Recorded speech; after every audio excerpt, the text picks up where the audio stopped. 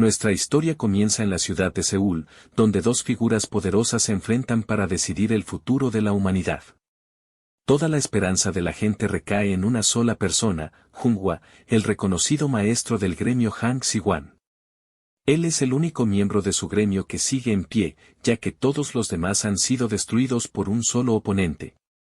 Esta misteriosa figura le revela al maestro que son los únicos dos combatientes que quedan.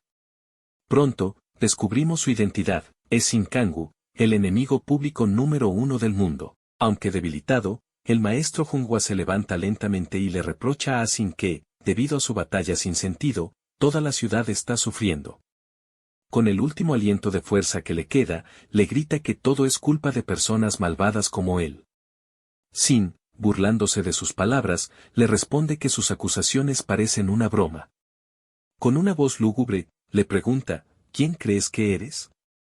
¿Acaso un mensajero de Dios para llamarme malvado? Estas palabras dejan estupefacto al maestro Junghwa, quien, furioso, grita el nombre de Shin mientras carga su habilidad más poderosa, preguntándole cómo se atreve a hablar de justicia. Tras unos segundos, con su poder al máximo, Junghwa le grita que lucha en nombre de todas las personas. Sin embargo, Shin le acusa de ser un villano por interponerse en su camino. Al escuchar esto, la multitud comienza a animar al maestro del gremio, Han Xiwan. Con su resolución fortalecida, Junghwa anuncia que mientras las personas lo apoyen y crean en él, no será derrotado. Lanza entonces su ataque contra el villano. Después del poderoso golpe, el maestro se acerca aún sin arrodillado por el dolor, mientras la multitud lo aclama y le pide que acabe con el villano. Ante tanta insistencia, Junghwa le dice a Shin que no hay una sola persona que desee que sobreviva. Derrotado y herido de muerte, Shin observa impotente como el maestro del gremio le da el golpe final, poniendo fin a su vida. Con su último enemigo derrotado, Junghwa se eleva en el cielo y declara que la libertad perfecta ahora descenderá sobre la tierra. La multitud, al escucharlo, exclama y celebra la salvación traída por su ídolo. Sin embargo, la celebración pronto se convierte en conmoción cuando Junghwa lanza un rayo de poder carmesí al cielo, abriendo un portal del cual emerge una gigantesca mano demoníaca que destruye todo a su paso. Al ver esto, la multitud huye despavorida, sin poder creer que su gran Salvador haya traído un mal tan grande a su mundo. Enloquecido, el maestro grita que por fin el rey demonio ha descendido mientras ríe maníacamente, afirmando que ahora se logrará la verdadera paz. En un rincón de la ciudad destruida, Shin Kang-gu, aún vivo pero moribundo, contempla la destrucción y, con una mirada dolorosa, susurra que esto no será paz, sino el inicio de una tiranía. El maestro del gremio, saliendo de su euforia, mira a su enemigo y, al ver que sigue con vida, ríe incrédulo. Se regodea en su victoria y le dice, maldito insecto, abre bien los ojos y mira, este es el mundo justo que he creado. Sin embargo, lo que Junghwa no sabía era que el gran mal que trajo al mundo terminaría provocando la destrucción de todo. Y así fue como toda la vida pereció. La historia nos traslada a un departamento, donde un escritor termina con un agradecimiento el final de esta obra. Sin embargo, se nos revela que este desenlace aplastó las expectativas de los lectores. Según el final, descubrimos que Han Xiwan era en realidad un secuaz del rey demonio, y que él, junto con sus compañeros, las 3 estrellas, fundadores del gremio más poderoso, eran males antiguos y de alto nivel. Sin embargo, la ficción no es más que un espejo que refleja la realidad. El protagonista y escritor de la novela nos cuenta que el motivo principal para escribirla fue su propia vida de estudiante, una época en la que comprendió que la autoridad podía encubrir incluso la violencia escolar, y la cara oculta del mundo, el poder que podía anular el bien y el mal. Por esto, incorporó ese mensaje en la novela. Sin embargo, este final no fue del agrado de los lectores, quienes comenzaron a escribir comentarios hirientes dirigidos al protagonista. A pesar de tratar de ignorarlos, el escritor se siente deprimido, pues, aunque intentó transmitir un mensaje positivo, la gente no parece apreciarlo. Triste por estos acontecimientos, decide irse a dormir. Al cabo de unas horas, el protagonista se despierta sobresaltado por un fuerte ruido. Al abrir los ojos, ve a un grupo de obreros trabajando en plena noche, rompiendo el suelo. De repente, Otro ruido fuerte llama su atención, un hombre vestido como guardia golpea salvajemente a otro trabajador en el suelo, mientras le grita, ¿cómo te atreves, a pesar de la gracia del eclipse? Estas palabras, junto con la escena de violencia, hacen que el protagonista recuerde sus días de escuela, cuando sus compañeros abusivos golpeaban a los más débiles. Molesto, no entiende por qué está soñando con estas cosas. Mientras el guardia sigue golpeando al trabajador, se da cuenta de que el protagonista se ha despertado. Enfadado, suelta al hombre que estaba golpeando y se dirige hacia el protagonista, dispuesto a atacarlo también, acusándolo de holgazanear en el trabajo. El protagonista no entiende por qué los golpes del guardia le duelen tanto, ya que todo parecía un sueño. Otro guardia, más tranquilo, se acerca para detener a su compañero, advirtiéndole que, si sigue golpeándolo, podría matarlo, pues el protagonista aún está lejos de cumplir su cuota diaria. El protagonista empieza a dudar de que esté soñando, ya que todo parece demasiado real.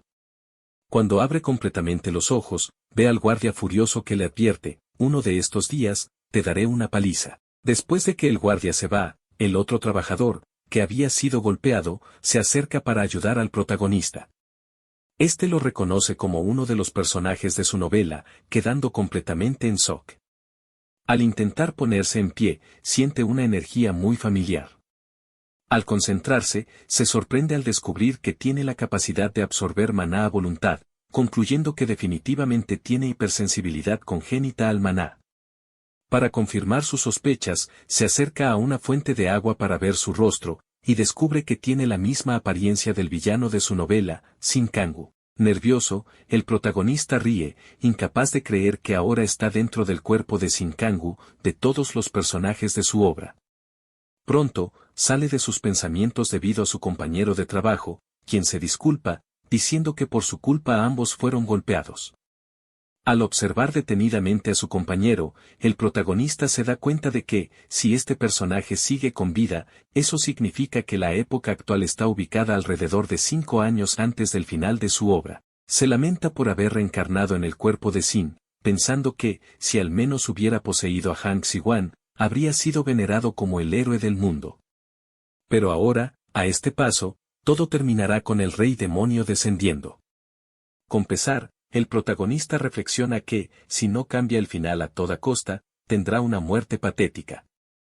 Levantándose con una nueva resolución, piensa que la buena noticia es que al menos conoce la manera de cambiar todo y escapar de ese lugar. El protagonista piensa que, como era de esperarse, al poseer a alguien, siente que el pasado y las experiencias de Shinkangu son suyas, aunque todavía es de bajo nivel y posee muy pocas habilidades. Cansado, se queja de su pobre resistencia y se arrepiente de haberle dado a Shin la debilidad de hipersensibilidad al maná solo porque era el villano. Mientras sostiene una piedra de maná, dibuja un extraño símbolo en el suelo, pero lo borra rápidamente cuando su compañero se le acerca apresuradamente. Su compañero le pregunta si está bien y si deberían pedir un descanso. Él le responde que no debe preocuparse, y le explica que si sus secuestradores fueran personas que les permitieran descansar según su condición, no los habrían arrastrado a un lugar como ese en primer lugar. El protagonista explica que están en un centro de detención creado por la organización criminal Eclipse, que secuestra a cazadores novatos con capacidad para usar maná, obligándolos a trabajar como esclavos en la extracción de piedras de maná. Le dice a su compañero que no se preocupe por él y que se concentre en extraer las piedras. Su compañero, preocupado, le pregunta si tiene pensado escapar, a lo que Shin responde que no y le pide que se ponga a trabajar antes de que regresen los guardias, advirtiéndole también que no haga nada imprudente. Su compañero, algo nervioso, asiente. A solas con sus pensamientos, Shin reflexiona que hizo lo que pudo para advertirle a su compañero, a pesar de saber que solo es un personaje que él creó como motivación para su protagonista. Se dice a sí mismo que aún no puede hacer grandes cambios en su novela si realmente quiere escapar. Más tarde, de vuelta en la cueva, a pesar de sus advertencias, Shin observa cómo el guardia abusivo comienza a golpear a su compañero. El guardia le dice que, mientras estaba ocupado golpeándolo el día anterior, uno de los trabajadores intentó escapar, y por eso, decide convertir a su compañero en un ejemplo, atravesándolo con su espada sin piedad por haber sido cómplice. Todos los prisioneros apartan la mirada con temor. Sin, nervioso y frustrado, llama estúpido a su compañero por haber ayudado en un intento de escape a pesar de sus advertencias. El guardia, al ver a Sin mirando el cuerpo de su compañero, se burla de él y le advierte que si se sale de la línea, lo matará igual que a su amigo. Sin le responde que no le importa y pide permiso para ir al baño. El guardia, burlándose de él, le concede permiso y le dice que lo siga. Al llegar a la zona de los baños, el guardia le advierte que le dará solo 1 minuto, y que si se tarda más, lo matará. Al ingresar, Sin observa varios cuerpos de otros trabajadores esparcidos por el lugar. Mientras escucha al guardia contar los segundos, Sin se agacha para dibujar un círculo de invocación. Al terminar, se dirige a una entidad invisible y le dice que sabe que lo está escuchando, y que disfruta de las tragedias, pruebas y depresiones. El guardia le grita a Sin que solo le quedan 10 segundos. Sin le pregunta a la entidad si no tiene curiosidad por saber cómo alguien de nivel tan bajo como él puede invocarlo. El protagonista piensa que, si se quedara más tiempo en ese lugar, según su novela, esa entidad aparecería por sí sola más tarde, pero no tiene tiempo de esperar, ya que cada día que pasa es un día más lejos de su objetivo. Con determinación, Sin se convence de que logrará persuadir a esta entidad para que responda a su invocación, convirtiéndose en el entretenimiento que busca. Dirigiéndose a la entidad, le dice que él es la mejor persona para usar su habilidad y, sonriendo, asegura que sabía que aparecería. El protagonista nos cuenta que esta entidad es una constelación, y que la constelación principal que hace un contrato con Sin Kangoo en la novela es el Saqueador de Dimensiones. Apareciendo del círculo de invocación, el Saqueador de Dimensiones le dice a Sin: eres un bastardo insolente, pero ya que has captado mi atención, te prestaré mi poder por un momento. Demuéstrame qué harás con él. Con confianza, el protagonista le dice al Saqueador de Dimensiones que se siente y observe. La constelación del Saqueador de Dimensiones es neutral, especializada en el saqueo de habilidades y el aumento de la competencia, lo que le permite buscar y convertir cualquier habilidad en suya propia. Al acabarse el tiempo, el guardia molesto ingresa a la habitación. Sin, utilizando una de sus habilidades potenciadas al máximo por la constelación, salta rápidamente detrás del guardia, tomándolo por sorpresa y apuñalándolo en un instante. La constelación le dice a Sin que es interesante y que el contrato está completo. Tomando la espada del guardia, Sin exclama que a partir de ahora no mirará atrás. Después de acabar con el guardia, nuestro protagonista le roba el uniforme y esparce gasolina para iniciar un incendio en el lugar. Su plan es salir por la puerta principal, aprovechando el caos del fuego para pasar desapercibido. Al ver el fuego, los demás guardias entran en pánico, sin saber quién lo había provocado. Uno de ellos grita que no deben perder la calma y que deben llamar a los bomberos. Otro guardia insta a sus compañeros a seguir las instrucciones del manual y dirigirse al crematorio. Los guardias comienzan a subir a los vehículos blindados para escapar. En uno de los vehículos, el conductor y el copiloto, al ver al protagonista dentro y no reconocerlo, le preguntan si ha cambiado de puesto con el guardia de rango 2 que estaba a cargo. El protagonista responde afirmativamente, alegando que alguien acaba de escapar del edificio 18. El guardia se sorprende, y el protagonista continúa diciendo que el fugitivo corrió hacia la valla en el lado noreste del edificio. Levantando la voz, algo exasperado, les pregunta por qué aún no han partido. Temiendo una reprimenda, el guardia se disculpa y arranca el vehículo. Según el plan del protagonista, todo está saliendo perfecto, ya que se dirigen hacia el noreste, donde se encuentra la montaña Chungmyung. A primera vista, parece una ruta fácil para escapar, ya que es un lugar oscuro y sin vigilancia. Sin embargo, en realidad está lleno de trampas colocadas por el grupo Eclipse, lo que la convierte en la ruta más peligrosa. El protagonista comenta que utilizará toda la información exclusiva de los guardias para lograr su escape. El protagonista les dice a los guardias que su objetivo es atrapar al fugitivo en su camino de escape. Incluso si lo pierden, el fugitivo se dirigirá a la montaña Chungmyung, por lo que solo tendrán que traer de vuelta su cadáver.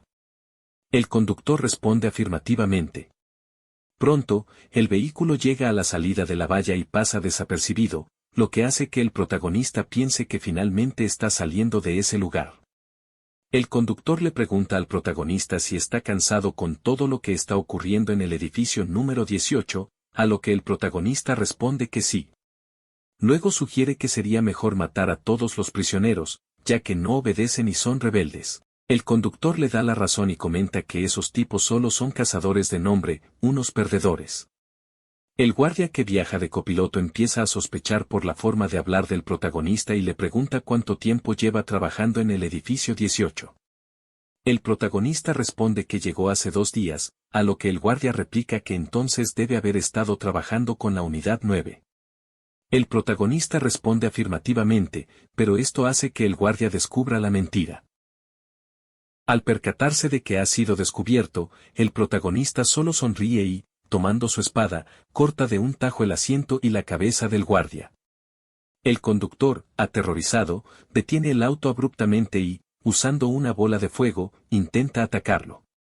El protagonista esquiva el ataque moviendo la cabeza con facilidad, lo que deja atónito y enfurecido al guardia, quien le grita cómo se atreve a engañarlos, lanzándole otro ataque de fuego que vuela todo el techo del vehículo. Sin ver ni rastro del protagonista, el guardia sonríe pensando que lo ha eliminado, pero al mirar por el espejo retrovisor, ve al protagonista justo antes de ser empalado por su katana.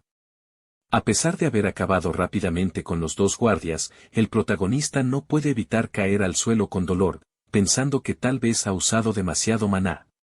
Sin perder tiempo, nota otra patrulla acercándose, así que salta del vehículo sin ser detectado y se lanza por un pequeño barranco para adentrarse en el bosque. Al terminar de deslizarse, es sorprendido por una voz que dice que es impresionante cómo pudo acabar con 2 guardias y escapar.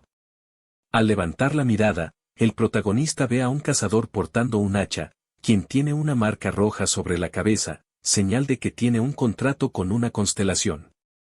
El protagonista se pregunta cuál será su poder. Gracias a su propia constelación, el saqueador de dimensiones es capaz de ver cuál es la habilidad del otro cazador, descubriendo que posee la capacidad de rastrear el maná de otros cazadores. El protagonista sonríe, ya que esta habilidad podría serle de gran utilidad, dejando desconcertado al cazador. En ese momento, se le muestra una notificación de su habilidad, indicando que es posible saquear la habilidad del objetivo. El protagonista sonríe al pensar que esta es la oportunidad perfecta para probar su constelación. Sin embargo, rápidamente concluye que, si su enemigo tiene una constelación, debe estar al menos en el nivel 100, por lo que debe evitar una confrontación directa. Decide atraerlo hacia una trampa. El cazador enemigo, al notar su movimiento, se burla de él, diciéndole que más le vale esconderse bien, ya que gracias a su habilidad puede verlo en cualquier lugar. Observando una señal de calor detrás de un árbol, el cazador arroja su arma con fuerza, partiendo el árbol por la mitad. Sin embargo, se sorprende al no encontrar a nadie allí, hasta que siente un fuerte dolor en el cuello. Al mirar hacia abajo, ve cómo el protagonista le ha atravesado la garganta con una espada.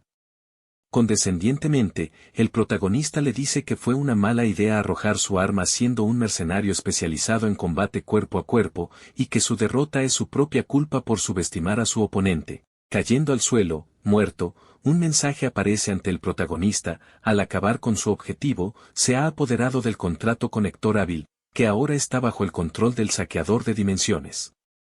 El contrato no podrá romperse salvo por extinción o terminación, lo que le ha transferido todas las habilidades del conector hábil. Al probar la habilidad, el protagonista confirma que no hay enemigo cerca, pero inmediatamente cae de rodillas, exhausto por el uso excesivo de sus poderes. En un flashback, se revela cómo logró escapar de los ataques de su enemigo. Para ocultar sus huellas, suprimió su hipersensibilidad al maná, se escondió y vertió todo su maná en una piedra. Si lo dejaba así, la piedra succionaría todo el maná circundante de manera explosiva, por lo que tuvo que suprimir nuevamente su hipersensibilidad al maná y arrojar la piedra cerca del árbol, engañando al cazador para que lanzara su arma. Luego, usó la habilidad de salto a corta distancia para posicionarse rápidamente detrás de su enemigo y atacarlo. Sin embargo, abusar de sus habilidades de esa manera dejó su cuerpo en un estado grave de agotamiento. El protagonista reflexiona que, si continúa presionando su cuerpo de esa manera, podría morir, por lo que se apresura a salir del bosque en busca de un lugar seguro. Con el sol ya salido, después de caminar un tiempo, llega a la carretera y observa un camión que transporta la arena que purifica las piedras de Maná. Decide saltar encima del camión y usarlo como medio de transporte. Mientras viaja, el protagonista piensa en su escape y en cómo eliminó a 3 guardias, un evento que no había ocurrido en la novela original. Se da cuenta de que necesita asegurarse de que el futuro no cambie mientras se fortalece, para que su conocimiento no se vuelva obsoleto. Aunque también piensa que no hay forma de que el futuro cambie mucho debido a su insignificante papel en la historia. Horas más tarde, en otro lugar de la ciudad, en las oficinas del Grupo Eclipse, el jefe de la organización es informado sobre lo sucedido. Le parece interesante cómo un cazador desconocido de bajo nivel pudo escapar tan fácilmente de 3 guardias, matando a uno de nivel 45 y a otro cazador con constelación de nivel 55. Este hecho le resulta intrigante y anticipa una cacería divertida. En una cabina telefónica, el protagonista se comunica con una amiga, quien se sorprende al escuchar su voz. Él le dice que está frente a la estación de Aegeon y le pide que lo recoja. La historia nos muestra al protagonista siendo atendido por su amiga, quien, al verlo en ese estado, le pregunta qué le ocurrió, ya que parece haber salido de una zona de guerra. Él le explica que el Grupo Eclipse lo secuestró y lo obligó a trabajar en una mina extrayendo piedras de maná debido a su bajo nivel como cazador. Los cazadores de bajo nivel suelen ser presas fáciles para aquellos de rango más alto. A pesar de todo, el protagonista confiaba en An Seo-yeon para que lo ayudara, sabiendo que ella estaba enamorada de su personaje, Shin Kang-woo. Con lágrimas en los ojos, An Seo-yeon se disculpa por no haber mantenido el contacto y permitir que lo capturaran. El protagonista nos cuenta que, en el momento en que se separaron, ella era una novata que acababa de despertar, pero ahora es una veterana de nivel 150 con una constelación. Si hubiera estado con él en ese momento, también habría sido secuestrada. Él le dice que ya ha hecho suficiente por él y que no debería involucrarse más, ya que Eclipse podría hacerle algo a ella por su culpa. Sin embargo, An Seo-yeon insiste, recordándole que ahora es de nivel 150 y que los cazadores promedio no pueden hacerle nada. Con un tono cortante, el protagonista le responde que no debe preocuparse por él y que ahora debe usar ese poder para ella misma. An Seo-yeon le entrega una muda de ropa, dinero, y un teléfono para que se comunique con ella. Luego, le pregunta si no le gustaría unirse a su gremio para estar juntos como en los viejos tiempos. Él le dice que no debería quedarse atrapada en el pasado. Aunque triste, ella asiente con una sonrisa, asegurándole que ha cumplido con su pedido. Un amigo suyo, un líder, le ha proporcionado toda la información que necesita en el teléfono, y le pide que se cuide. El protagonista le agradece y le desea lo mismo. Tiempo después, el protagonista toma un taxi en dirección a la estación de Aegeon. Mientras espera, escucha en la radio que el gremio Junghwa ha eliminado a todo el grupo de mercenarios Rosa Blanca. Esto le hace recordar el día del juicio final. Las noticias informaron que el cielo se tornó morado, y de repente, monstruos de identidad desconocida comenzaron a invadir el mundo a través de un portal. En medio de ese caos, surgieron los cazadores, aquellos que adquirieron poderes y empezaron a cazar monstruos. Sin embargo, algunos cazadores comenzaron a matar a personas al azar para saciar su sed de sangre, lo que llevó a la gente a creer que estaban bajo un juicio divino.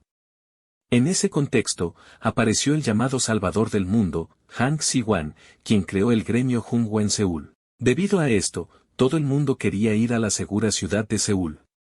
Volviendo a las noticias en la radio, se informa que el grupo Rosa Blanca ha sido rastreado durante mucho tiempo por el cazador Hang Si-wan, ya que planeaban un ataque terrorista en la salida 11 de la estación de Gangnam en Seúl.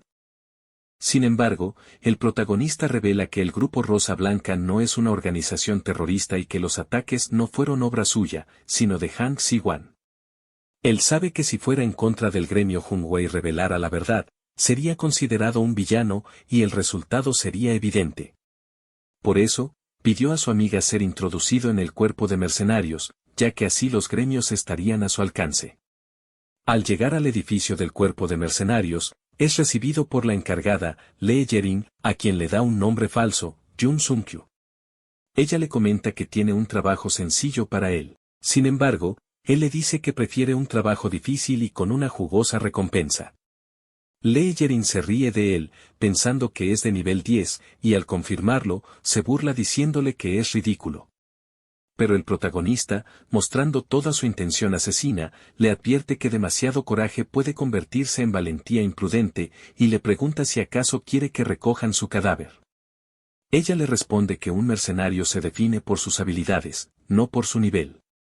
El protagonista nos cuenta que la constelación de Leyerin es observador del caos, una entidad con la capacidad de distorsionar y bloquear la vista. Leyerin, cuyo rol principal es el de maga y buffer, hizo un contrato con esta constelación de nivel medio-alto. El protagonista reflexiona que en el futuro ella jugará un papel crucial en la lucha contra las 3 estrellas, por lo que ganar su confianza es vital. A pesar de su bajo nivel, Liaren acepta poner a prueba las habilidades del protagonista en un duelo. Ella le explica que en este duelo solo juzgará su capacidad para evitar su habilidad. Ser capaz de esquivar significa que puede crear oportunidades para atacar.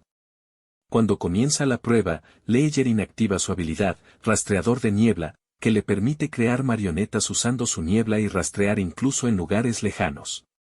El protagonista nos explica que no es una habilidad de ataque directo, así que, aunque lo golpeen, no morirá. Sin embargo, si no puede esquivar, quedarán rastros que terminarán la prueba de inmediato. Leyerin lanza su habilidad, pero el protagonista la evade usando sus habilidades, dejando a la mujer completamente sorprendida.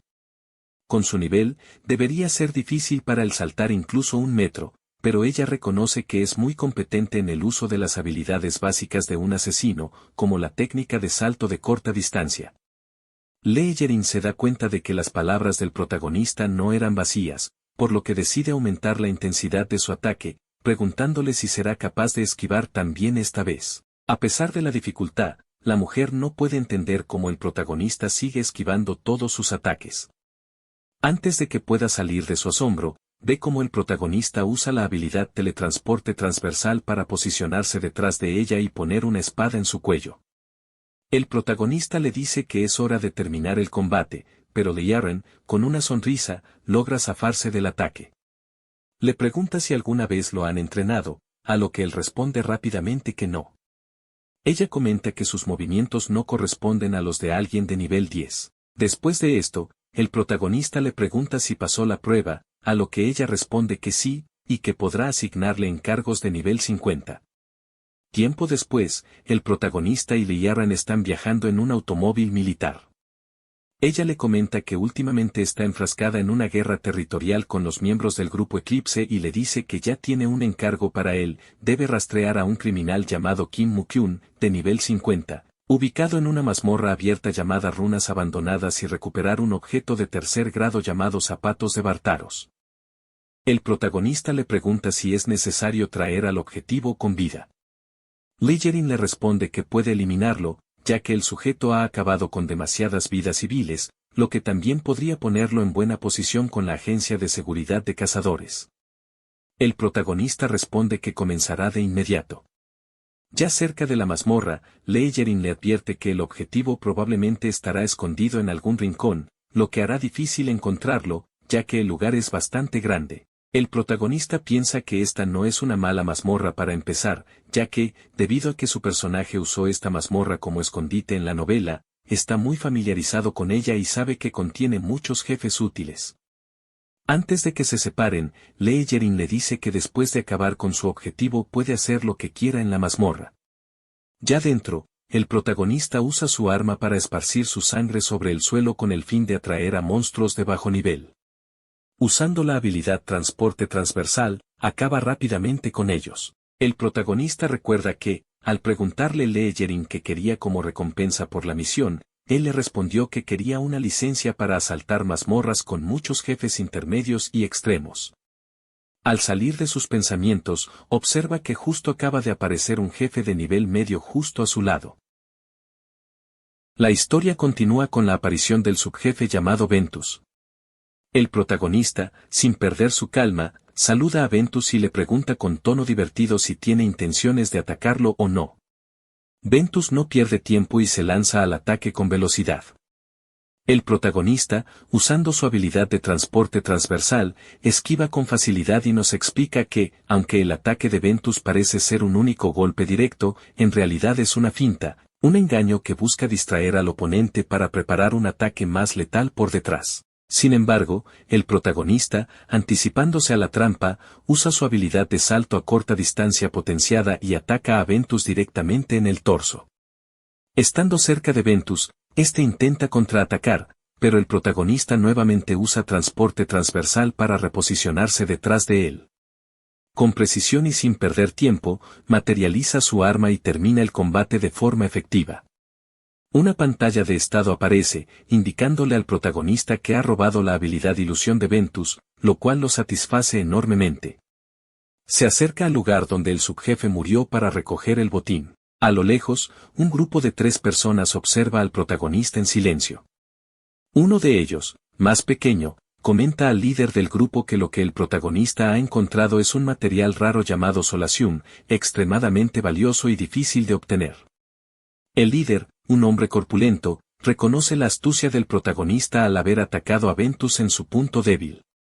Otra miembro del grupo, una mujer de aspecto astuto, le comenta al jefe que vio al protagonista comprando una daga y materiales agrícolas extraños en el mercado, probablemente preparándose para la caza. A pesar de esto, la mujer subestima al protagonista, afirmando que no está al nivel del grupo. Sin embargo, el líder piensa que es inusual que alguien como él esté en una mazmorra de este calibre. La mujer sugiere capturarlo, pero el jefe opta por esperar, prefiriendo que los monstruos lo desgasten para luego robar el botín de sus restos. El protagonista, ajeno a esta conversación, recibe una notificación en su pantalla de estado, ha subido a nivel 16 y se le informa que su próxima habilidad básica le será otorgada en el nivel 20. Satisfecho, revisa sus estadísticas, observando que la mayoría de sus puntos están invertidos en resistencia, dado que mientras controle su hipersensibilidad congénita al mana, no necesita gastar puntos en mana. Por lo tanto, decide seguir reforzando su resistencia por ahora. Después del combate, el protagonista explica que su recuperación fue posible gracias a una planta llamada Solacium, con propiedades calmantes y analgésicas, además de ser un excelente supresor de su hipersensibilidad al mana. Sin embargo, menciona que esta planta es extremadamente rara y difícil de encontrar en mazmorras normales, y su cultivo masivo es complicado. Solo una persona en el país sabe cómo cultivarla, y esa persona vive en la zona 0, la antigua DMZ, una región distante. El protagonista reflexiona que si no tuviera esa hipersensibilidad al mana, podría aprovechar mucho mejor su potencial en combate. El problema es que el Solacium es increíblemente caro, lo que significa que necesitará mucho dinero para mantener su capacidad de controlar sus poderes. En otro lugar, Legerin, la jefa del protagonista, está teniendo una conversación con el líder del gremio Hang Siwan. Ella comenta sobre cómo la calidad de las comunicaciones se ha deteriorado en los últimos años. Hang Siwan, con seriedad, le responde que las interferencias probablemente sean causadas por la influencia de grupos como Eclipse o León Negro, y que la situación podría empeorar. Legerin está de acuerdo, y menciona que ha sido una situación difícil desde que se involucró con esos grupos. Mientras hablan, Liaren nota por el retrovisor que está siendo seguida por un coche sospechoso. Sin perder la calma, le asegura a Hang Siwan que no es nada preocupante, ya que se ha acostumbrado a vivir alerta, con los ojos en la nuca, mientras maniobra hábilmente para evadir a sus perseguidores. Hang Siwan cambia de tema y le pregunta si conoce a algún cazador que pueda recomendarle, ya que está escaso de personal. Legerin, ya más relajada después de perder a los perseguidores, le responde con una sonrisa enigmática, diciendo que no está segura de poder recomendar a alguien que sea de su agrado. La chica, pensativa, evalúa a los candidatos para una recomendación, pero cree que terminará rechazando a la mayoría desde el principio. Su interlocutor, el maestro del gremio, le responde que deben cambiar un poco los estándares, señalando que primero quieren fortalecer los niveles inferiores y, por lo tanto, necesita un cazador de bajo nivel pero decente. Ella, tras reflexionar, menciona que tiene a alguien en mente, lo que sorprende al maestro. Aclara que este cazador aún necesita un poco más de tiempo, ya que no quiere sacar conclusiones precipitadas. El maestro sonríe mientras examina los perfiles de otros cazadores y le dice que hasta ahora, sus recomendaciones nunca han fallado. No obstante, lamenta las pérdidas de algunos cazadores en incidentes desafortunados. Lee Yerin, algo apenada, responde que eso ya está en el pasado y que no hay necesidad de preocuparse por ello. Asegura que seguirá observando al cazador, refiriéndose al protagonista, y que le informará cuando esté lista para recomendarlo oficialmente. Cambiando el tema, Lee Yerin le pregunta si tiene alguna información útil. El maestro del gremio responde que recientemente ha obtenido datos confidenciales sobre algunos sindicatos del crimen y que le enviará la información a través de un correo seguro. Ella agradece la ayuda, a lo que él responde que siempre estará disponible para ofrecer ese tipo de apoyo, pues el gremio Junghua necesita urgentemente talentos. Mientras el maestro del gremio la tranquiliza, al fondo se observa cómo los miembros de su organización tienen a un cazador, anteriormente recomendado por Lee Yerin, amordazado y en una situación claramente peligrosa. Con una sonrisa siniestra, el maestro le asegura que dará el mejor trato a los nuevos talentos, dejando implícito el terrible destino que aguarda al cazador. Lee Yerin, sin sospechar nada, suspira. Se pregunta cómo puede tener expectativas tan altas de alguien que acaba de recibir su primer encargo, refiriéndose al protagonista. De vuelta en la mazmorra, el protagonista se enfrenta hábilmente a un jefe de nivel medio, Ibria, quien lanza un ataque alargando sus extremidades. Sin embargo, es un engaño, ya que el protagonista utiliza su habilidad de ilusión mágica para esquivar el golpe. Explica que la debilidad de la habilidad de secuestro de Ibria es que deja un gran vacío tras la acción, lo que el protagonista aprovecha rápidamente. Al lanzar una roca, el jefe se sorprende al fallar, momento en el que el protagonista utiliza la combinación de su teletransporte transversal y su arma para acabar con el jefe. Una pantalla de estado le notifica que ha derrotado al jefe intermedio y que ha subido de nivel. Al analizar sus estadísticas, el protagonista decide nuevamente asignar todos sus puntos a resistencia. Otra notificación le informa que la habilidad de saqueo se ha activado, y ha obtenido la habilidad de secuestro, que le permite invocar a un objetivo dentro de un radio fijo frente a él. Al probar la habilidad, logra atraer un cuchillo del suelo, confirmando que también puede usarse en objetos, además de personas, lo que le lleva a pensar que podría usarla para cancelar movimientos enemigos. Entre los espectadores, uno expresa asombrado que el protagonista tiene agallas, mientras que el jefe del grupo, observando con atención, concluye que es un asesino extremadamente hábil, considerando que ha logrado derrotar a Ibria sin un tanque en su equipo. La mujer del grupo, aún confundida, pregunta qué está haciendo el protagonista. Uno de sus compañeros le sugiere que probablemente está subiendo de nivel. Después de un momento de silencio, uno de ellos le pregunta al jefe si van a atacarlo. El jefe, visiblemente molesto, le ordena que se calle y recuerda a todos que deben esperar a que el protagonista se canse antes de intentar enfrentarlo. Los otros dos miembros, asustados, asienten. En otra parte de la mazmorra, aparece Kim Mu-kyun, un hombre desaliñado leyendo unos documentos. Estos confirman que el grupo León Negro ha aprobado su ingreso condicional a la organización, y que Lee Yerin ha enviado a un cazador para cazarlo.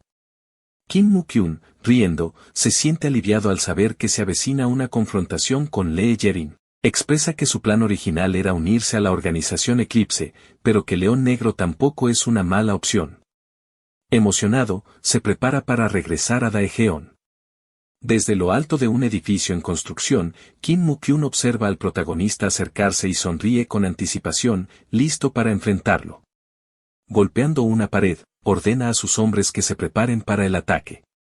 Desde las sombras, una horda de bestias caninas emerge. Kim Mu-kyun, con una risa sádica, les dice a sus subordinados, es hora de comer. Los lobos, obedeciendo las órdenes de su amo, se lanzaron ferozmente contra el protagonista. Con un rápido movimiento, el protagonista sacó de su almacenamiento un trozo de carne extraña y lo arrojó a las bestias, que inmediatamente desviaron su atención hacia la carne, devorándola. El villano, sorprendido, no comprendía cómo esos lobos, entrenados para no caer en distracciones simples, habían sido engañados tan fácilmente. Aprovechando ese instante de confusión, el protagonista acabó con los lobos de un solo movimiento. Preparé esa carne específicamente para sus papilas gustativas, explicó el protagonista, con una mirada seria y penetrante. Luego, con voz firme, añadió, si valoras tu vida, entrégame los objetos robados de manera pacífica. Desde lo alto de la torre, el villano, irritado, le gritó, si los quieres, ven a tomarlos tú mismo, si puedes. Desafiante, el protagonista no perdió tiempo y se lanzó directamente hacia la guarida del villano. El villano, observando su avance, murmuró para sí mismo, está bien preparado. Pero le falta cerebro. ¿Qué clase de idiota se dirige directo a la boca del lobo? Con una sonrisa de superioridad, confiaba en las trampas que había colocado alrededor del edificio. Sin embargo, el protagonista, usando su habilidad de rastreo de maná, detectó las minas de proximidad esparcidas por el lugar. Con precisión, comenzó a usar su habilidad salto a corta distancia, escalando el edificio y evitando cada una de las trampas. Molesto por la astucia de su adversario, el villano le gritó desde la cima, ¿crees que me asustarás con esos trucos baratos? Mientras tanto, el protagonista utilizaba su habilidad de observación para analizar a su enemigo, descubriendo que poseía una constelación llamada Luchador del Caos, la cual podía desorientar y hacer que los enemigos perdieran la visión. El villano, orgulloso, gritó, soy una persona valiosa, protegida por la constelación del caos. Te enseñaré la verdadera magia negra del infierno. Acto seguido, lanzó una serie de proyectiles oscuros con la intención de destruir al protagonista. Sin embargo, con una gran maestría, el protagonista esquivó cada uno de ellos utilizando su transporte transversal, acercándose cada vez más a su enemigo. Al darse cuenta de que el protagonista se aproximaba, el villano, aterrado, comenzó a huir. El protagonista dedujo rápidamente que su enemigo era un mago oscuro de nivel 50 y que, con su constelación, intentaría desorientarlo. Mientras lo seguía, se dio cuenta de que el villano lo guiaba hacia una zona oscura, claramente preparando una trampa. Cuando la habilidad de desorientación estaba a punto de activarse, el protagonista usó su arma para cubrirse los ojos, sorprendiendo al villano. ¿Cómo es posible que supieras cómo contrarrestar mi habilidad?, gritó el villano, lleno de furia y confusión. Bastante simple, respondió el protagonista con una sonrisa burlona. Yo fui quien la creó. Esa respuesta dejó al villano completamente desconcertado. Sin perder tiempo, el protagonista activó su habilidad de secuestro, atrayendo al villano hacia él y apuñalándolo. El villano, furioso, intentó contraatacar usando su habilidad de fuego de maná, tratando de quemarlo. Sin embargo, falló nuevamente y puso distancia entre ellos. Observando detenidamente, el protagonista notó que la velocidad del fuego era irregular, lo que lo llevó a deducir que el villano estaba usando un objeto para potenciarse. Desesperado, el villano utilizó todos sus poderes en un ataque final, logrando lo que creyó era un golpe mortal. Mientras se burlaba de su aparente victoria, su rostro se llenó de horror al darse cuenta de que el objetivo que había acertado era solo una ilusión. Frustrado, acumuló todo su poder para lanzar un último ataque, una explosión masiva de fuego llamada ola de calor, que nuevamente falló. El villano, incapaz de seguir el ritmo del protagonista, gritó desesperado, esto es una tontería. No puedo alcanzarte. Sin embargo, antes de que pudiera reaccionar, el protagonista apareció detrás de él y le asestó otro golpe mortal. Con un grito de dolor, el villano cayó al suelo, arrastrándose mientras insultaba al protagonista por haberlo engañado. El protagonista, observando su victoria, sonrió, pero justo en ese momento una ventana de su sistema apareció, una ventana flotaba en el aire, frente al protagonista, mostrando un mensaje de la constelación maestro de la guerra móvil, que lo elogiaba por la brillantez de su estrategia. El mensaje también mencionaba que, aunque solo se había consumido una pequeña cantidad de poder de la constelación, el protagonista había sido patrocinado con un leve aumento de experiencia, un buff del 0.1%. El protagonista, sorprendido, reflexionaba internamente sobre lo inusual de la situación. Sabía que, aunque muchas constelaciones observaban a los cazadores, recibir un patrocinio era un honor raro. Las constelaciones no entregaban su poder con facilidad, ya que esto las debilitaba temporalmente. Mientras aún procesaba esa información, otra ventana de un color diferente apareció ante él. Esta vez, era la constelación Saqueador de Dimensiones, que criticaba ferozmente al maestro de la guerra móvil, calificándolo como una constelación patética de bajo rango. El Saqueador se mostraba indignado, diciendo que ser mencionado junto a tal constelación era una humillación para su propia dignidad como propietario del contrato del protagonista. El protagonista, sin alterarse, pensó que no había razón para preocuparse. La decisión de aliarse con el Saqueador de Dimensiones había sido, sin duda, la correcta, y tenía la intención de extraer todas las habilidades posibles de él. Mientras formulaba sus pensamientos, otra respuesta desde la constelación le llegó con rapidez. El Saqueador, refiriéndose a él como un loco bastardo, le ordenaba concentrarse en su verdadera presa, el villano caído a sus pies. Sin demora, el protagonista actuó. Mientras el villano yacía en el suelo, herido, pero todavía consciente, el protagonista hundió su arma en la pantorrilla de su enemigo, arrancándole un grito desgarrador de dolor.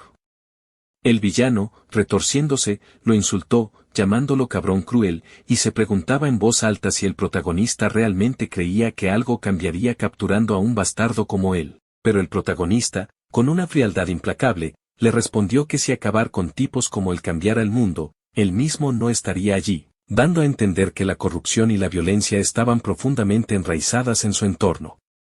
Acto seguido, sin más contemplaciones, levantó su arma y, con un movimiento certero, dividió al villano en dos, terminando la vida de su oponente.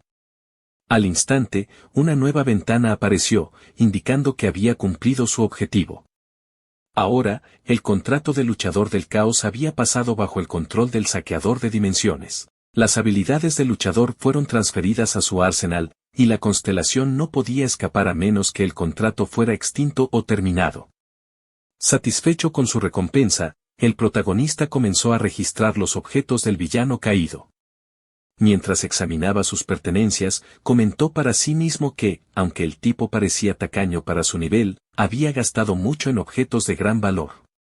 Entre las cosas que encontró, le llamó la atención un guante con una cuerda de maná, lo que pensó que sería perfecto para combinar con su daga y lanzarla a distancia con mayor eficacia. También descubrió una armadura que convertía la energía en estamina y un anillo que aumentaba la resistencia, dos ítems valiosos que decidió quedarse.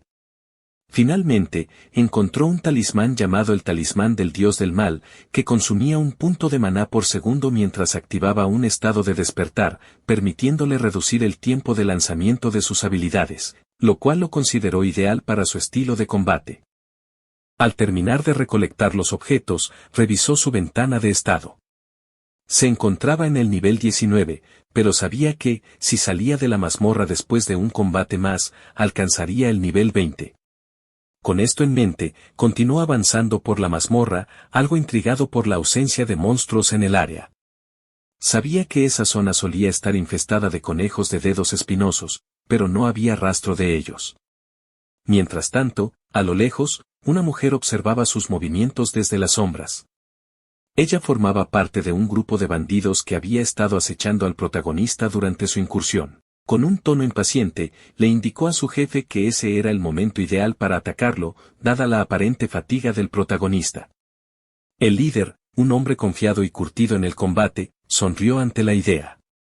Dio una señal a uno de sus secuaces, quien, divertido por la situación, liberó a un grupo de conejos de dedos espinosos que habían capturado previamente. Las criaturas, pequeñas pero feroces, se lanzaron hacia el protagonista, atraídas por el olor de la sangre que aún emanaba de sus heridas. Sin embargo, el protagonista reaccionó con una destreza impresionante. Blandiendo su espada, cortó a los conejos con precisión y rapidez, eliminando a cada uno sin esfuerzo. Al finalizar el enfrentamiento, una ventana le notificó que había subido de nivel y que, como resultado, había desbloqueado la habilidad básica de asesino llamada puñalada acelerada.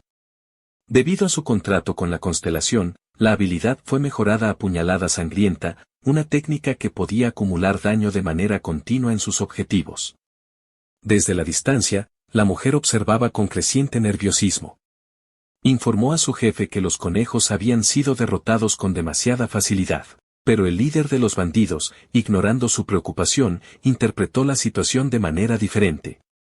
convencido de que el protagonista había bajado la guardia tras el combate, decidió aprovechar la oportunidad y atacarlo de frente. Sin previo aviso, el bandido líder se lanzó al ataque con su gran espada, dispuesto a cortar al protagonista en dos. Sin embargo, el protagonista, detectando el peligro, utilizó su habilidad de salto corto para evadir el golpe por un pelo. Mientras esquivaba, se dio cuenta de que había estado a punto de perder la cabeza de no haber reaccionado a tiempo. Al examinar a su atacante, dedujo que se trataba de un berserker, un guerrero cuya fuerza aumentaba con cada golpe que recibía. El berserker, furioso por haber fallado, se lanzó de nuevo con un ataque violento, pero el protagonista, más rápido y preciso, se posicionó a su lado y ejecutó otra puñalada sangrienta. Una ventana apareció, indicando que, a partir del 10º solapamiento de la habilidad, la capacidad de recuperación del berserker se vería limitada. Sin embargo, el líder de los bandidos, ajeno a los efectos de la habilidad, se burlaba de los cortes, gritándole al protagonista que lo intentara con más fuerza.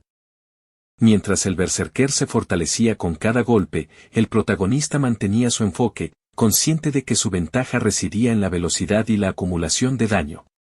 Con una sonrisa maliciosa, el protagonista se comprometió mentalmente a apuñalarlo al menos 4 veces más. Con una ráfaga de movimientos, se abalanzó sobre su enemigo, dejándolo perplejo por la velocidad de sus ataques. El protagonista entonces usó la habilidad Caos Superficial, robada del luchador del caos, despojando al berserker de su visión, dejándolo completamente vulnerable. Aprovechando esta ventaja, continuó asestando puñaladas sangrientas repetidamente, mientras el berserker, frustrado, seguía gritándole que esos cortes insignificantes no lo afectarían. Cuando la habilidad de ceguera terminó, el berserker recuperó la visión y, con una sonrisa retorcida, le dijo al protagonista que los trucos habían terminado. Pero en ese preciso momento, un dolor insoportable recorrió su cuerpo, dejándolo confundido y debilitado. No podía comprender cómo había perdido tanta energía por lo que consideraba simples cortes. A lo lejos, los otros 2 secuaces observaban la escena con asombro. La mujer, incrédula, preguntaba qué le pasaba a su jefe, mientras su compañero admitía que tampoco podía creer lo que veía. El berserker, delirante por el dolor, gritaba que no podía perder, insistiendo en que se volvía más fuerte cuanto más lo golpeaban. Pero el protagonista, sin darle tiempo a recuperarse, activó su habilidad de secuestro, atrayéndolo hacia él y asestándole el golpe final con una daga que atravesó su cuerpo por completo. Con el berserker muerto, los bandidos restantes huyeron aterrorizados, mientras la mujer gritaba a su compañero que corriera, consciente de que no estaban frente a un enemigo común. El protagonista, recuperando fuerzas con una hoja de Solacium, observaba cómo huían, pensando que, para que tipos como ellos corrieran de esa forma, la situación en el mundo debía ser un desastre. Quizá la Agencia de Seguridad Nacional de Cazadores de Osan había colapsado. Una nueva ventana apareció ante él, notificándole que se había apoderado del contrato del glotón de sangre. Esta constelación ahora también estaba bajo su dominio. El protagonista sonriendo dice que ya son 2 constelaciones por hoy, luego lanza la pregunta al aire dirigiéndose a su propia constelación si no debería patrocinarlo a él también ahora. A lo que la constelación divertida le dice que es un bastardo loco. Una ventana aparece frente al protagonista, detallando las ventajas de su reciente adquisición, glotón de sangre. Esta habilidad le otorga mayor resistencia a los ataques mentales cuanto más pierda estamina, algo que el protagonista considera un refuerzo valioso para su fortaleza mental. Al observar el cadáver del berserker a sus pies, comienza a revisar los objetos que éste dejó atrás. Entre ellos, encuentra unas tobilleras de resistencia mágica, unos zapatos que aumentan la velocidad de movimiento y un guante que incrementa la estamina. Reflexionando en silencio, piensa que si combina uno de estos guantes con el otro que consiguió previamente, especializado en el uso de lanzamiento, tendría una combinación perfecta. Una vez recogido todo lo que considera útil, se dirige a entregar su encargo a Deajon. Allí, Liaren, con su típica actitud despreocupada, se sorprende al ver los objetos que trae consigo.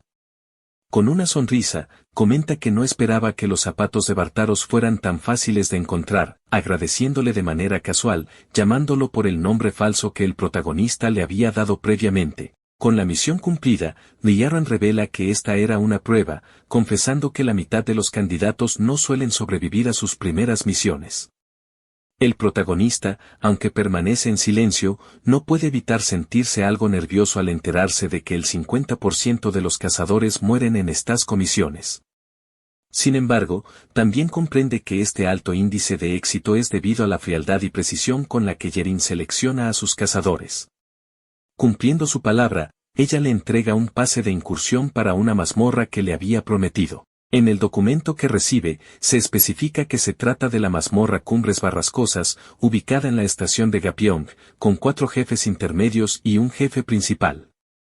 Al preguntarle si la mazmorra le parece adecuada, el protagonista, con una sonrisa que no revela del todo sus pensamientos, se siente emocionado por la oportunidad de saquear 5 nuevas habilidades. Agradece el pase, asegurando que estará listo para la mañana siguiente. Antes de marcharse, pregunta si también compran y venden artículos, lo cual toma a Lee Yerin por sorpresa. La mujer, recuperando su compostura, bromea sobre la cantidad de objetos que Kim Mu-kyun, el asesino, tenía en su poder, y le promete un buen precio por ellos. Con los negocios concluidos, el protagonista pasa al siguiente encargo, eligiendo entre los documentos uno específico, la captura de Eo Jun-tae, un criminal buscado por robo de artefactos nacionales y asalto. La recompensa es considerable, 300 millones de won y un mes de alquiler en una mazmorra de nivel 100 o inferior.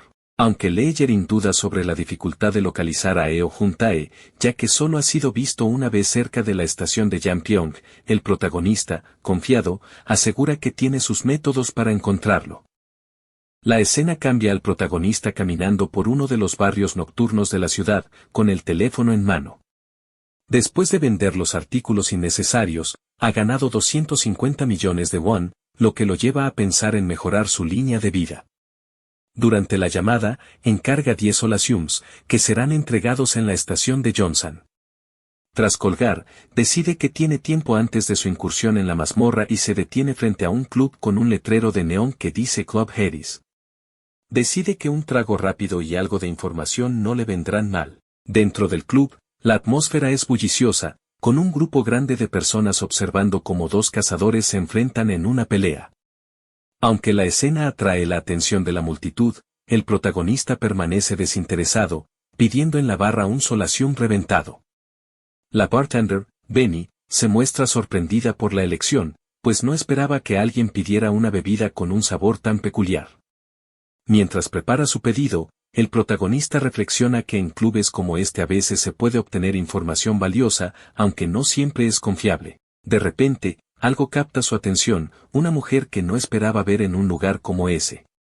Reconoce a Cha So-e, subordinada del miembro ejecutivo del grupo Eclipse, Kang Dong-yun. La fama de la perra de caza la precede, y el protagonista comienza a preguntarse si el grupo Eclipse ha empezado a rastrearlo. Sus pensamientos son interrumpidos cuando Benny le entrega su bebida, haciendo un comentario que lo alerta aún más, le advierte que será difícil verlo a partir de ahora, ya que ha oído rumores sobre el grupo Eclipse y sus intenciones de apoderarse del club. El protagonista, analizando la situación, comprende que el grupo Eclipse está clasificando a los cazadores en el club para arrastrarlos a su mina, una táctica habitual del grupo. Cha So-e, claramente, está allí para supervisar el proceso. Decide que es mejor irse antes de que las cosas se compliquen, pero antes de poder hacerlo, el caos estalla. Un grupo de matones del Eclipse entra al club, intimidando y golpeando a los ocupantes. Uno de ellos se dirige al protagonista con una burla, preguntándole qué está mirando. Sin inmutarse, el protagonista utiliza teletransporte para posicionarse detrás del matón, eliminándolo rápidamente. Esto atrae la atención de Cha So-e, quien lo observa con una expresión oscura y calculadora. Sin darle tiempo para reaccionar, la cazadora se lanza sobre él, lista para atacarlo. La atmósfera en el club cambió radicalmente cuando la mujer, con una expresión aterradora, se lanzó contra el protagonista. Sorprendido por la violencia directa del ataque, observó cómo uno de los cuchillos de la cazadora pasó rozando su cuerpo, impactando en un miembro del grupo Eclipse que estaba cerca. El caos se desató cuando uno de los matones, desconcertado, le preguntó a su jefa por qué los atacaba, pero la mujer no respondió, acabando con la mayoría de ellos en cuestión de segundos. Con una sonrisa, la cazadora miró al protagonista y le comentó que no lo había visto antes, pero que había captado su atención. Con curiosidad, le preguntó a qué gremio pertenecía, a lo que él, con calma, le respondió que no le gustaba estar atado a ningún lugar. La respuesta pareció entusiasmarla más, colocando una mano en su hombro, afirmando que eso lo hacía aún mejor, sugiriéndole que hablaran de negocios una vez que salieran de ese lugar. Mientras tanto, los matones del Eclipse, cada vez más confundidos, se preguntaban en qué momento había cambiado el plan y por qué estaban siendo atacados por su propia jefa. La mujer, mostrando una actitud despectiva hacia ellos, les ordenó que la atacaran a través de un leve movimiento de labios. Los secuaces, obedientes pero incrédulos, se lanzaron contra ella, y fue entonces cuando el protagonista comprendió que todo era parte de un retorcido plan. Confiada, la mujer le prometió que lo ayudaría, y el protagonista, consciente de que probablemente estaba siendo evaluado, decidió seguirle el juego. Ambos se lanzaron a combatir a los matones con una sincronía casi perfecta, desplegando sus habilidades. La mujer, sorprendida por la destreza del protagonista, comenzó a sospechar que una de sus habilidades podría ser la telequinesis al verlo utilizarla con facilidad. El protagonista, notando su sorpresa, le sugirió que era hora de escapar por la salida de emergencia. Siguiendo su consejo, la mujer le ordenó a los matones que lo persiguieran, mientras ella también escapaba junto a él. Durante la huida, la cazadora no pudo contener su curiosidad y le preguntó cómo podía usar magia si era un asesino. El protagonista, en lugar de responder, reflexionó internamente, pensando que ella probablemente había confundido el hilo mágico de su guante con un hechizo. Decidió no corregirla, considerando que no había necesidad de revelar más sobre sus verdaderas habilidades.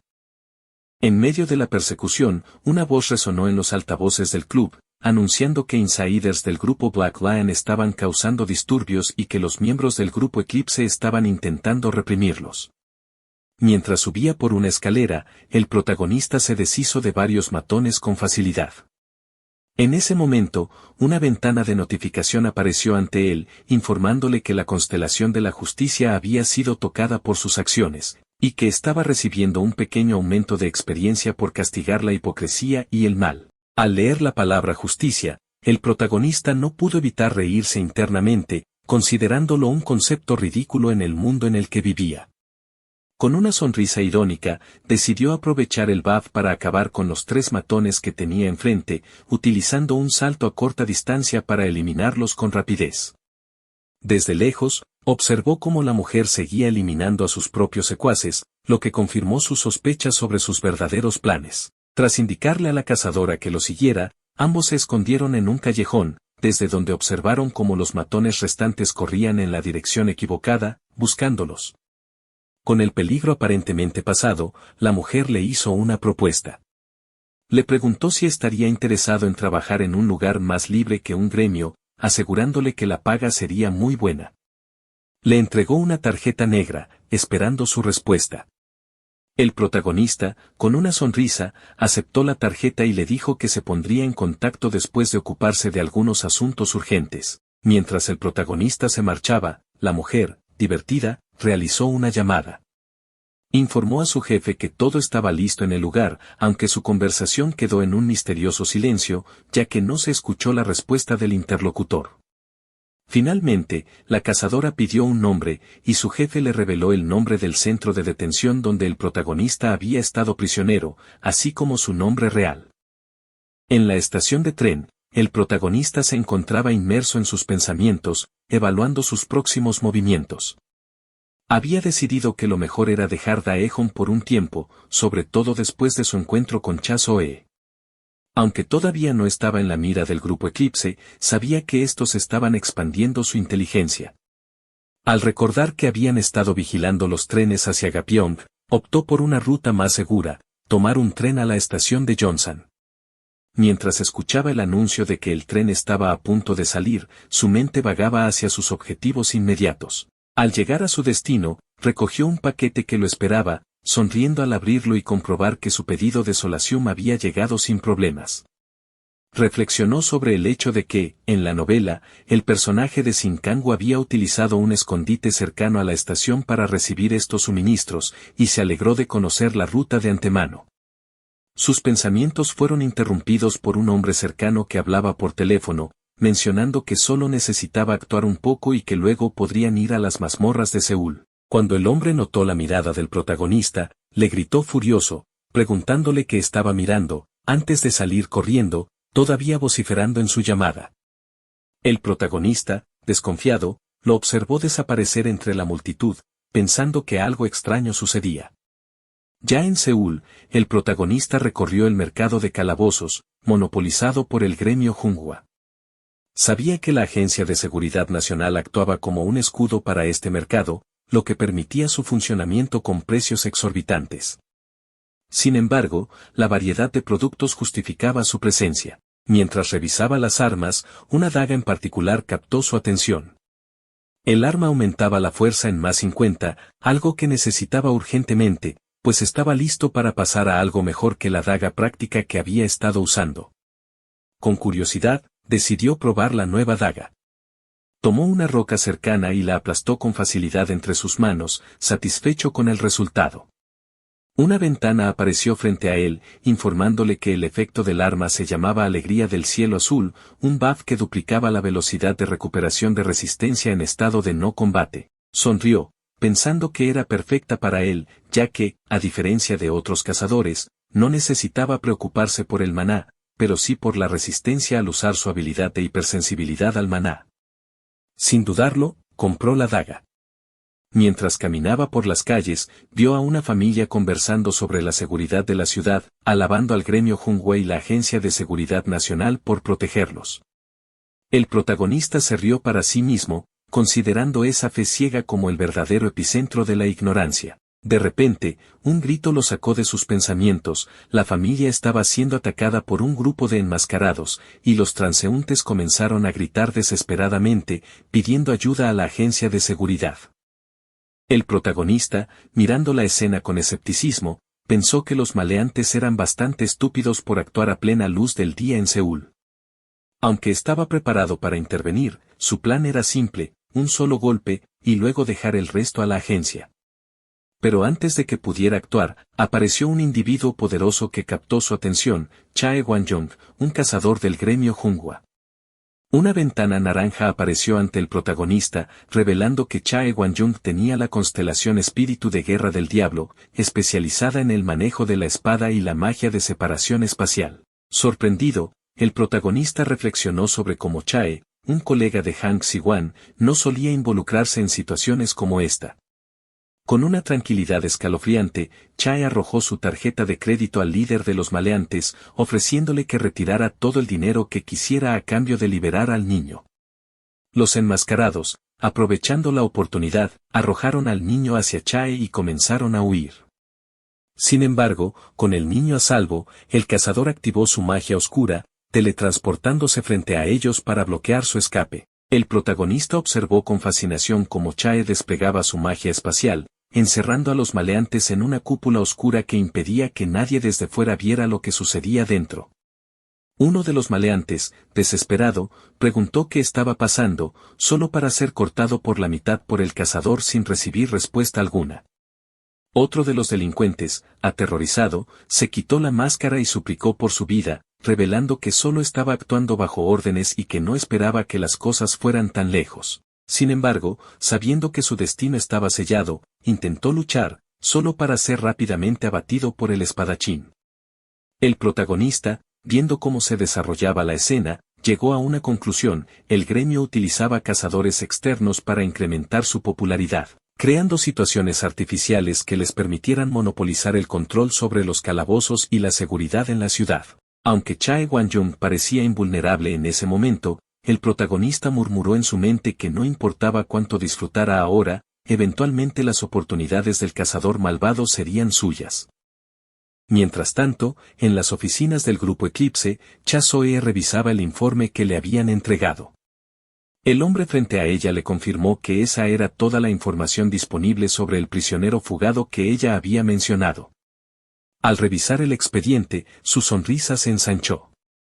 Con una expresión satisfecha, murmuró para sí misma que Sinkangu le resultaba muy familiar.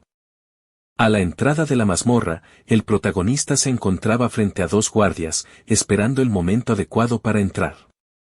Al preguntar si ya podía acceder, uno de los guardias le informó que la inicialización estaba completa.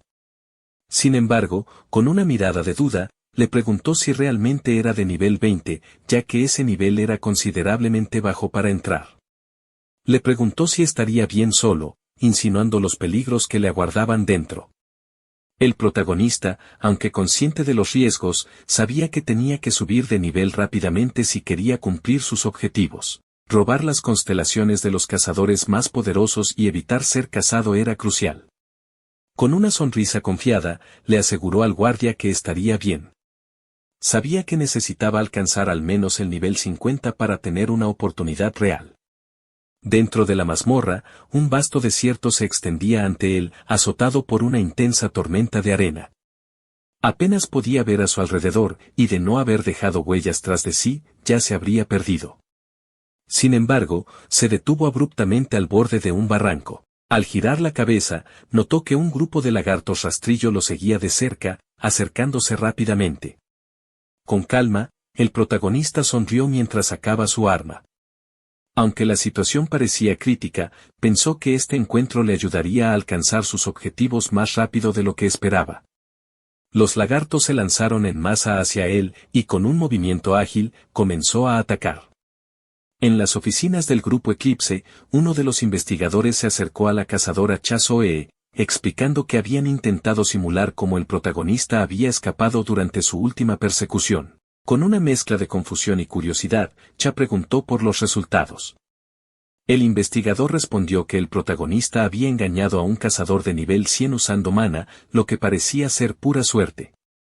Sin embargo, lo que no tenía sentido era cómo había logrado atravesar el cuello de su perseguidor, ya que, a nivel 10, eso no debería haber sido posible.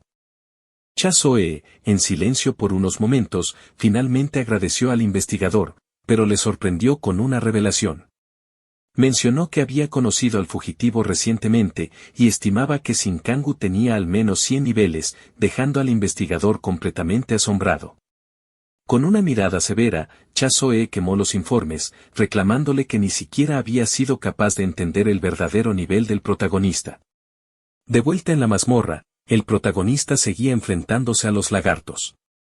Después de lanzar su daga al estómago de uno, descubrió su punto débil. Utilizando la cuerda de su guante, lanzó su daga contra varios de ellos, hiriéndolos pero sin acabar con ellos. Observó a dos lagartos más sin heridas, y con un gesto serio lanzó su arma, logrando herirlos también. A lo lejos, divisó a otro grupo de lagartos observándolo, y con una sonrisa burlona, les hizo una seña para provocarlos. Mientras lo perseguían, el protagonista pensó en la importancia de herir a los monstruos antes de matarlos, ya que, según las reglas de caza, si un cazador no lograba herir a la criatura, no se le consideraba como su cazador. Pero, si lograba herirlos, aunque fuera mínimamente, las cosas cambiaban. Dirigió a los lagartos hacia el borde del precipicio y, utilizando su habilidad de salto a corta distancia, cruzó al otro lado. Los lagartos, heridos y sin capacidad de maniobra, saltaron tras él, pero cayeron al vacío al no poder cruzar. Una serie de ventanas aparecieron frente a él, confirmando que había derrotado a todos los enemigos. Otra ventana le mostró que su nivel había aumentado rápidamente, alcanzando el nivel 27. Satisfecho, el protagonista sonrió, proclamando que lo había conseguido. En otro lugar, en la mina del Grupo Eclipse, Cha Soe examinaba un círculo de invocación, desconcertada por la posibilidad de que Sinkangu lo hubiera dibujado. Se preguntaba cuál había sido su propósito, y si acaso había llamado a una constelación. Sus pensamientos fueron interrumpidos por la llamada de su superior, quien le preguntó si había terminado la investigación. Cha respondió que aún estaba en ello, pero advirtió que el fugitivo no era un convicto promedio. Su superior estuvo de acuerdo, y antes de cortar la llamada, Cha le pidió que enviara a otro investigador, explicando que había acabado con el anterior por no hacer bien su trabajo. De vuelta con el protagonista, este comenzó a recoger las piedras de mana de los lagartos caídos. reflexionó sobre la posibilidad de que Cha So-hee ya lo hubiera identificado como el convicto fugado, pero estaba seguro de que no sería atrapado tan fácilmente. Mientras guardaba sus pensamientos, una figura humanoide hecha de fuego apareció ante él, empuñando un arma. El protagonista, con una sonrisa confiada, murmuró que ya era hora. Había estado esperando su primera habilidad. Sin embargo, lo que no notaba era que, a lo lejos, un francotirador lo tenía en la mira, preparándose para disparar. Tiempo después, el protagonista se encontraba junto a un pequeño charco, con su daga ensangrentada en la mano. En el agua, yacía el cadáver del monstruo de fuego que había derrotado. Una ventana emergente le informó que había robado una habilidad del monstruo, llamada modificador de fuego, que le permitía otorgar propiedades ígneas a cualquier arma que empuñara. Además, la ventana le recordaba que las habilidades podían mejorar según las capacidades de la constelación que el cazador poseyera. El protagonista sonrió con satisfacción, este poder le sería útil en los combates venideros. A lo lejos, un arquero observaba con asombro. No podía creer que el protagonista hubiera derrotado al jefe intermedio tan rápidamente. Sabía que la táctica empleada por el protagonista había sido inteligente, había lanzado su daga para atraer al monstruo hasta el oasis, y luego, usando una habilidad de ilusión, lo había engañado para que entrara en el agua, algo fatal para un ser de fuego. El arquero reflexionó sobre la capacidad del protagonista.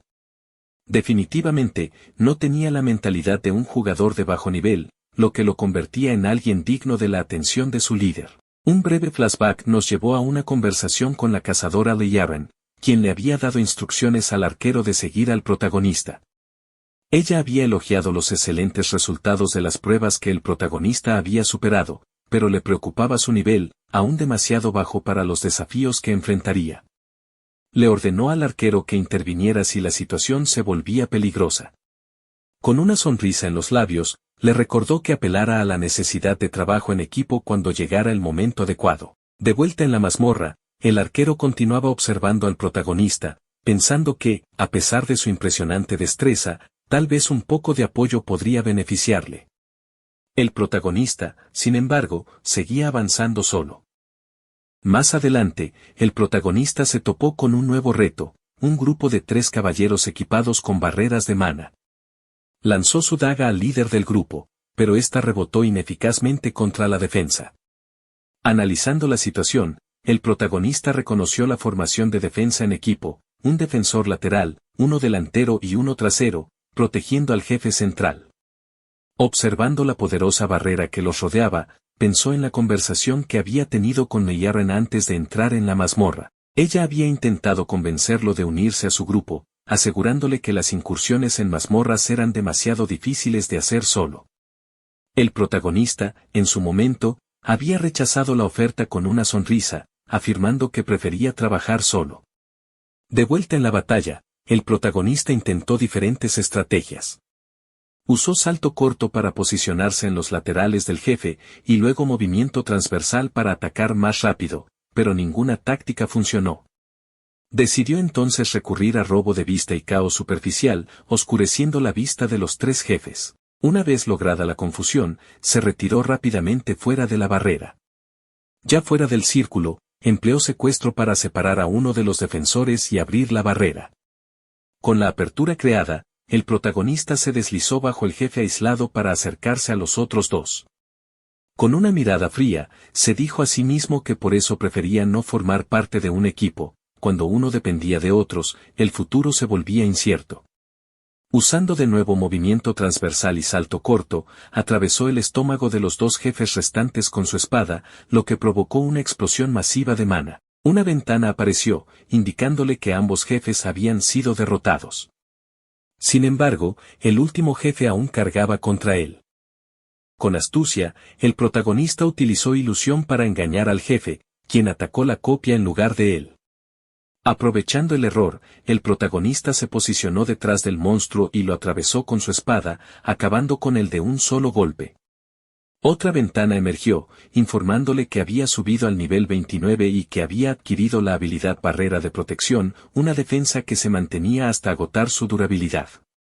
Satisfecho, comió una hoja de solaceum, contento de que la habilidad llegara al máximo nivel y ya estuviera instalada. El arquero, que lo había estado observando desde lejos, se sorprendió aún más. El protagonista era mucho más hábil de lo que había anticipado, quizás por eso insistía en trabajar solo. Sin embargo, el arquero no se dejó llevar por sus primeras impresiones. Sabía que el verdadero desafío aún estaba por llegar, el combate contra el jefe principal. Aquella batalla sería crucial para entender completamente las capacidades del protagonista. Finalmente, el protagonista llegó a la zona del jefe principal, un vasto páramo desértico bajo un cielo teñido de rojo. A la distancia, el jefe lo esperaba con una sonrisa siniestra. El protagonista permaneció en silencio, evaluando al monstruo. Oculto en la lejanía, el arquero observaba con confusión, sin entender por qué ambos permanecían inmóviles. Tras un largo silencio, el protagonista finalmente habló. Con una sonrisa calculadora, señaló al monstruo y dijo que, desde el principio, su verdadero objetivo había sido obtener su línea de sangre. El monstruo soltó una grotesca carcajada y lanzó un grito aterrador, marcando el inicio de una batalla decisiva. Bueno, muchas gracias por llegar al final de este video. Si les gustó y quieren que continúe resumiendo más manhwas como este, no olviden darme un me gusta y suscribirse al canal. Déjenme en los comentarios qué otros manhwas les gustaría que resumiera, me encantaría conocer sus recomendaciones. Su apoyo es lo que hace posible seguir creando contenido. Nos vemos en un próximo video.